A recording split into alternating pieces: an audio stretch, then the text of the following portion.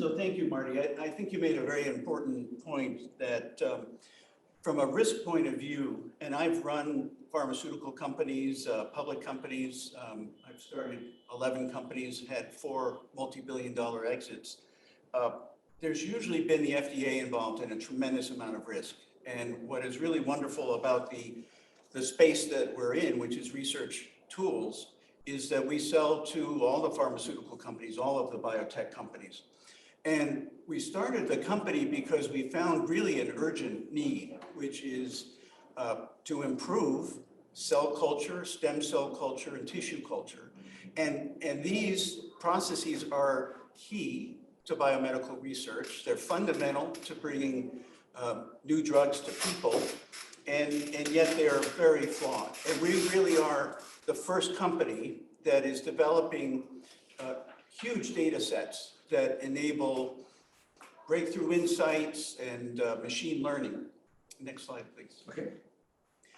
So, what else I can hear? Okay, I'm sorry.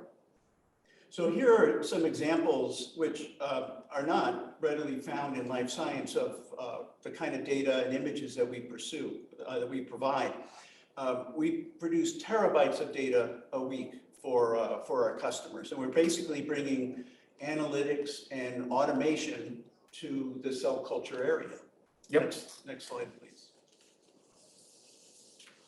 So just some key points about Thrive. So our products are meant to help researchers, particularly for drug discovery, to better perform imaging and analytics on their cell-based experiments.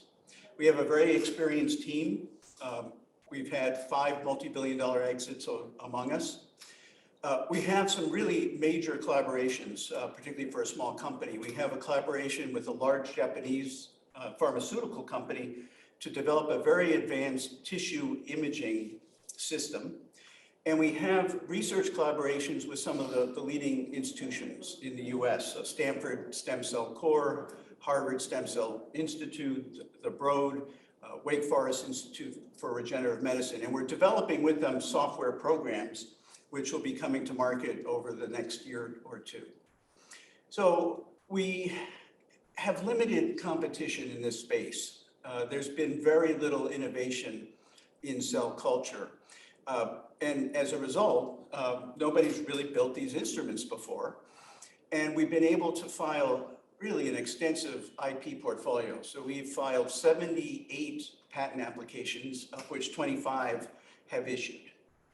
And because we really own this space, we expect to have very rapid growth. And the growth is really the result of the fact that we're applicable to all aspects of life sciences, to all of the different fields. And so we expect $6 million in revenue this year.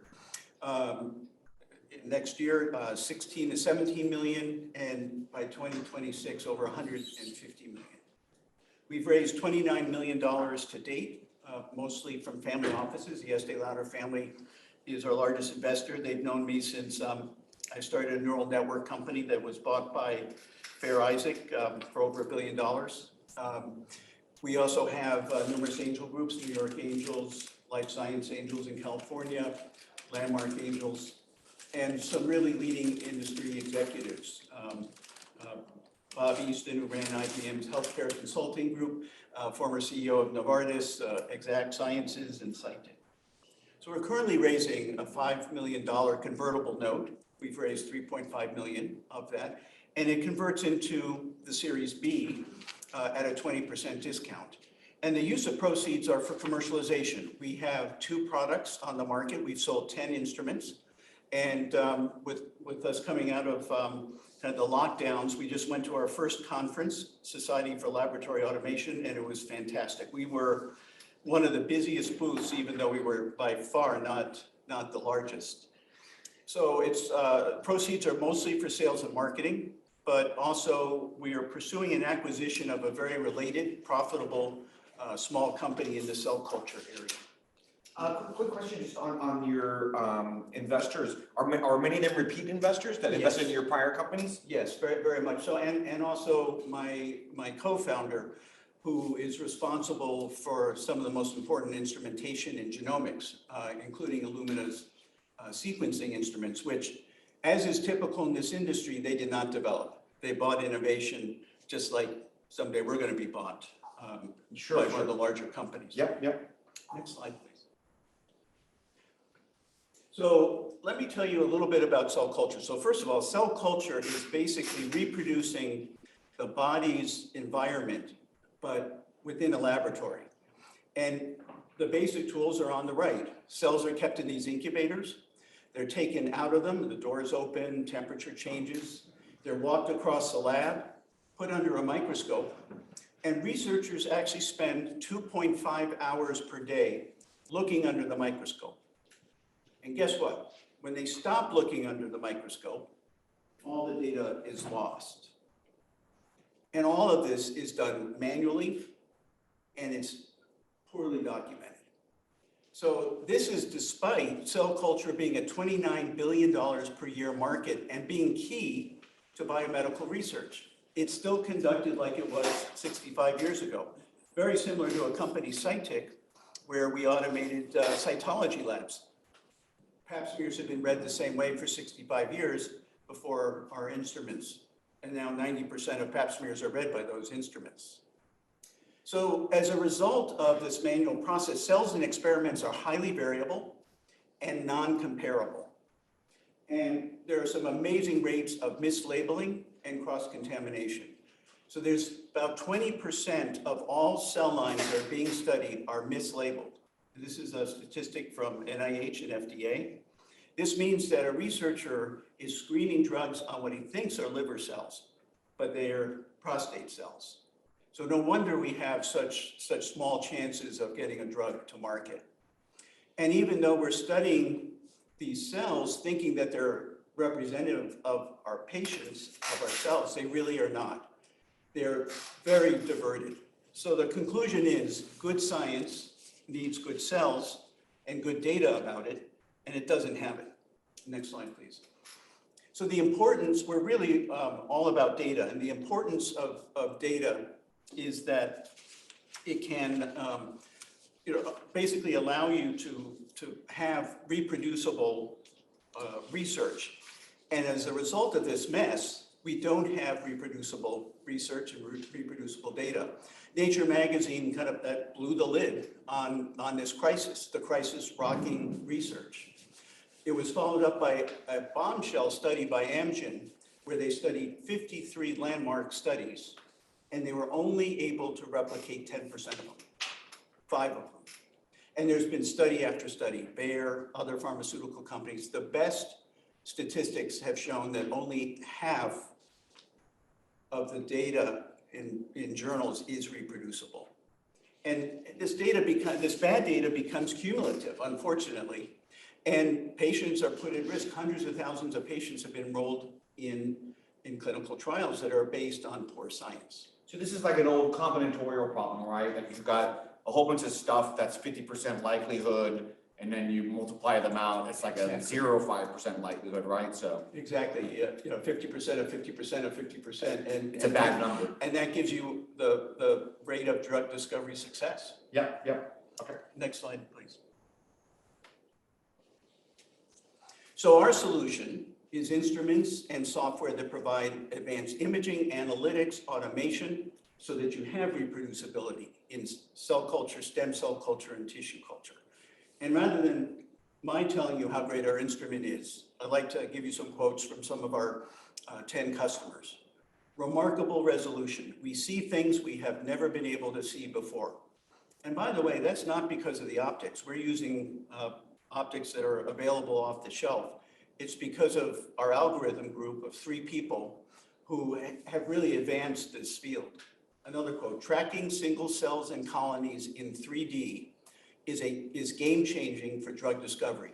So we're the only instrument that takes images at 60 focal planes. We're taking 80 gigabytes each time we scan a cell culture plate, and we do that in 10, 15 minutes. Another quote, everything is documented. We are no longer guessing at who did what and lose valuable time and money. So we do actually save money because this database of images and barcode is actually valuable to be able to go back and understand what you did right or what you did wrong. Unfortunately, today, oftentimes, we don't know why an experiment worked or didn't work, and we're not able to go back and look. Next slide, please. So a lot of the, I guess I'd say, magic of what we do is our high-performance imaging.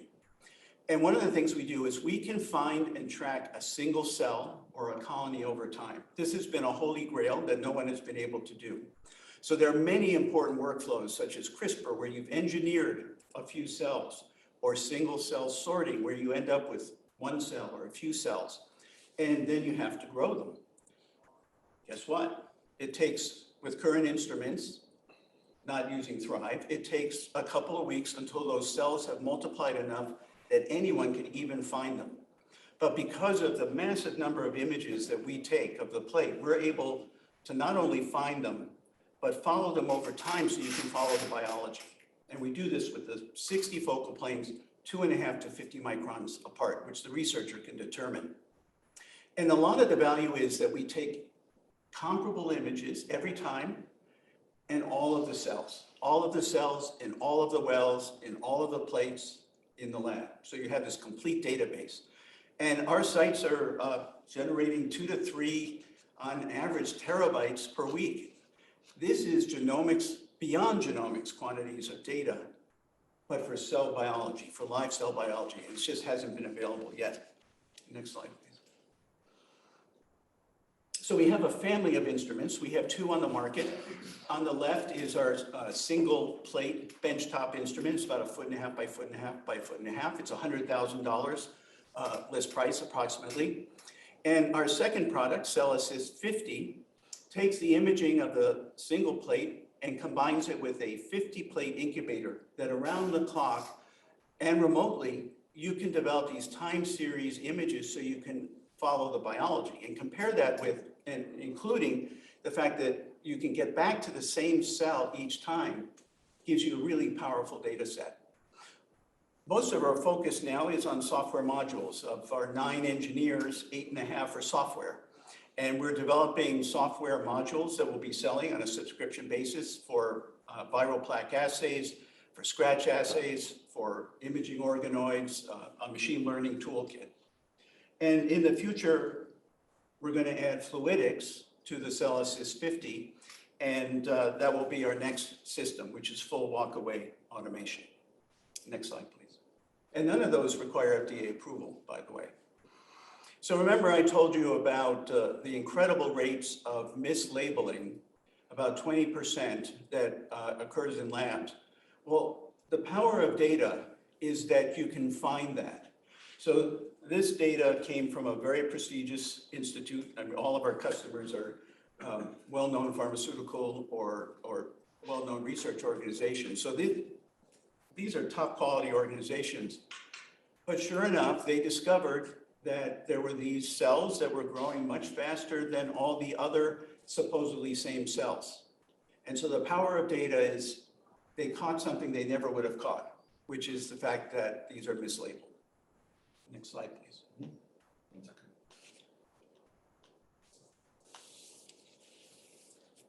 Third one.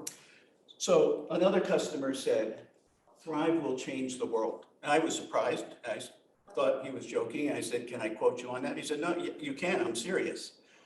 And he said, the reason is that current tools are failing us because they hurt the cells. They only give us 2D, single point in time images, and they don't capture contextual data or close to enough data. Thrive allows us to understand living dynamic cells and tissues in 3D with remarkable images and data. And I'd like to show you the images in the next slide, which is why he made these statements. And this is from the chairman of the biochemistry department and a major researcher in COVID-19. We had a couple of questions from the audience, but we can get to that. If not, I think this is great slides. Are we there? Are you this the one? The next one. Next one, please. So these are very remarkable images, which is why he said Thrive will change the world. So they are one of the leading COVID-19 researchers. Pfizer accredited their work with Pfizer as one of the principal reasons that Pfizer was first in having a vaccine. And everybody today studies the effect of viruses on the cells. The studies are actually more about the cells than the viruses. And the standard way that we look at and measure a virus is we put an overlay of the virus on the cells, and we let them grow for 8 or so days. We have no idea what's going on, and then we stain them, and we have an image at one point in time. And because we stained them, we've killed them, so we can't look at what the effect, say, is of a drug. So right now, the whole industry studying COVID-19 gets one data point in time. But for the first time with Cell Assist, they didn't have to stain. They could actually see the plaques with our images, so they didn't have to touch it again. They didn't have to kill the cells. And they were able to get data starting in day 2 that was meaningful. And because of all these stacks, they found huge amount of data shown in the morphology. And in fact, they are able to identify variants without even sequencing by just looking at the way that they grow. And that's why he said Thrive has changed the world. It's faster, cheaper, and there's more data. Next slide. So I'm just going to show a few images, some examples. So this is called a scratch assay, and this is a widely done assay. It's basically to look at wound healing and therapeutics that affect, or even devices that might affect wound healing. You scratch the plate of cells, and right now you look at them and you kind of guess at which one is best. We're the first company that quantifies that. This is a great example of what we do. Rather than things being intuition, it's real data. Next slide, please. So this is an example. This is from Harvard Stem Cell Institute. It's the first time that they've ever been able to track a single cell. That single cell doubling actually turned into 2 colonies. And for the first time, they also knew the history of the colony. They knew that it's very important in research. They knew it was a monoclonal colony. Next slide, please. We have about 10 minutes. Okay. So we've been called by the Broad Institute and others the best instrument for imaging tissues and 3D cell structures. And why is this important? This is the fastest growing area of cell culture. Because right now we have cells at the bottom of a plate, and we have animals, mice or pigs, and nothing in between. And so the area of tissues is growing incredibly rapidly. But the problem is you take an image of them and you have one plane. We can take stacks and stacks of these images, and you can actually see things of importance, and you can even measure the growth in response, say, to a drug for the first time. Next slide, please. So just on the team, my own background, I've started 11 companies. I mentioned my co-founder is responsible for many of the instruments in genomics, including Illumina sequencers. And we both shared a vision. We visited a cell culture lab together and were horrified. We were introduced by a friend, and he basically said, for 25 years, I've been working on producing huge amounts of data for genomics, which is what sequencing is. I want to do the same for live cell biology. I looked at this, and this reminded me, the cell culture lab reminded me of Cytic, where we automated cytology labs, and Cytic's equipment now, 90% of all pap smears are done with that. Chairman of our board was president of Thermo Fisher. We also have the executive director of the Harvard Stem Cell Institute. Next slide.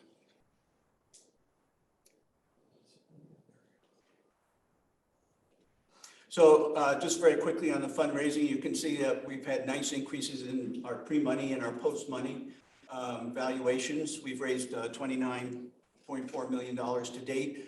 We're in the process of our convertible note, which I'd like to close in 6 weeks or so. So we're interested in finding investors in that. It will convert into the Series B at a 20% discount.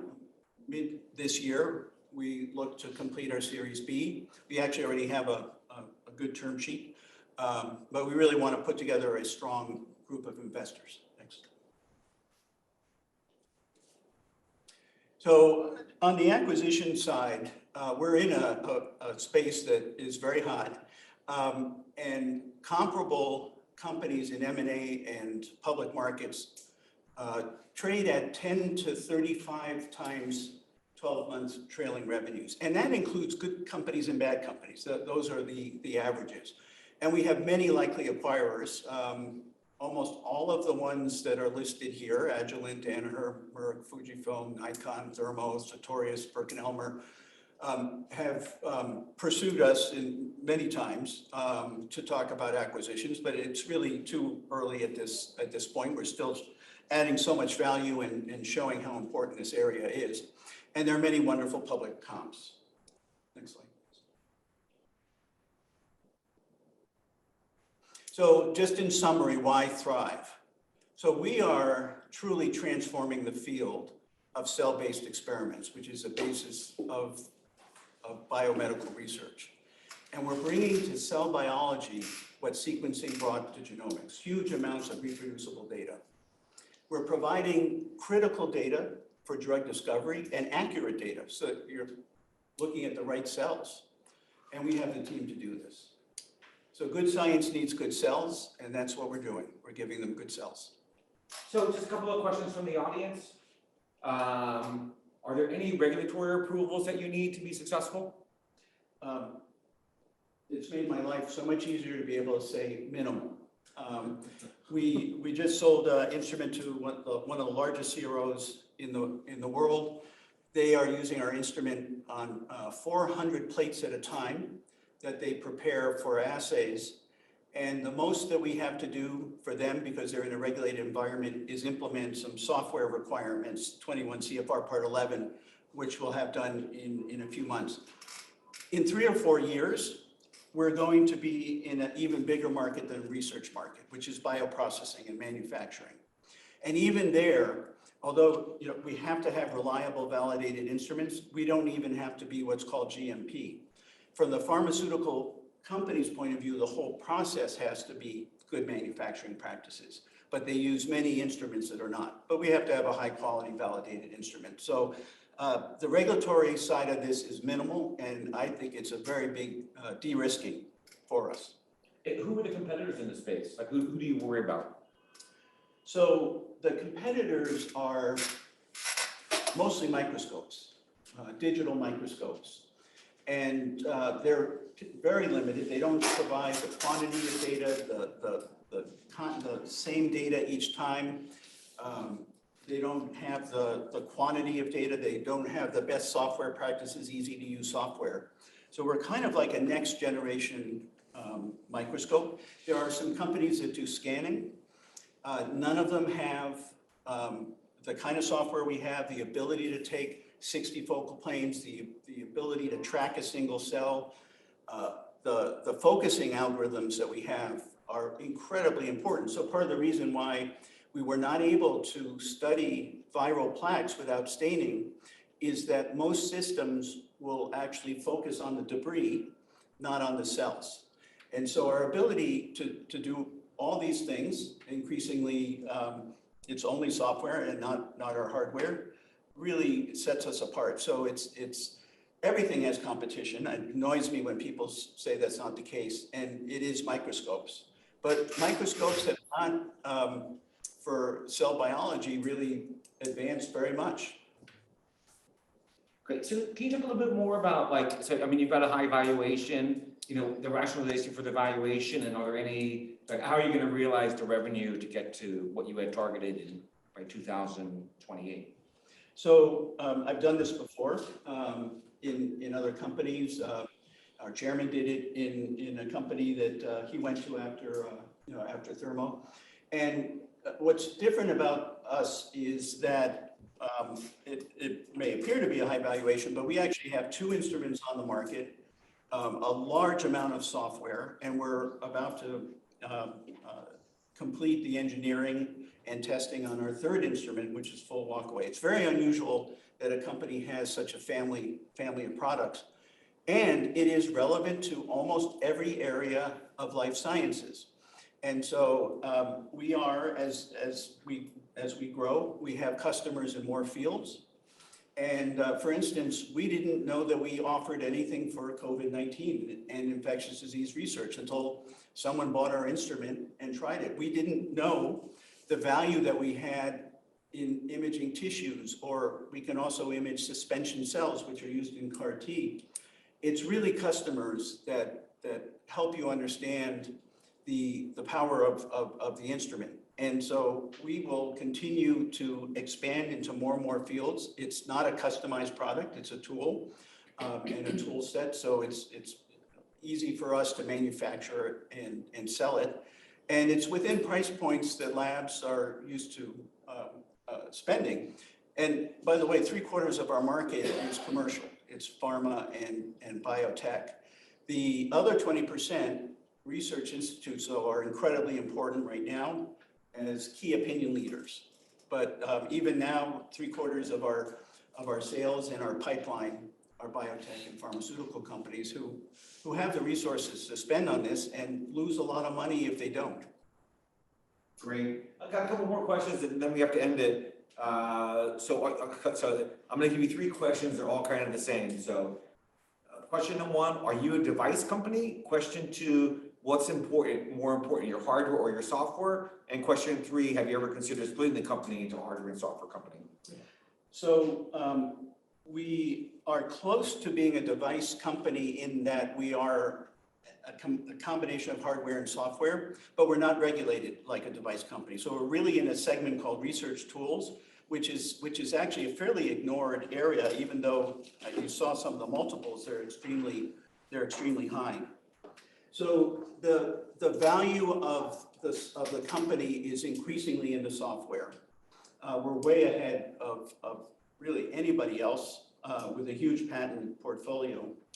But we were not able to find any instrument that did what we needed. So we're taking 20,000 to 30,000 images in 15 to 20 minutes. Nobody can do that. And each of our images is 5 megapixels. And so, we're processing huge amounts of data, and it's really all in the software. But we need very specialized hardware to do it that nobody has. We do believe that there may be hardware in the future that we could utilize. We may even license it out because the value is in our software. But right now, these other instruments, they don't produce the same image every time. They can't follow a single cell. They don't take these 60 focal planes like we do. But we have very little development on our hardware at this point.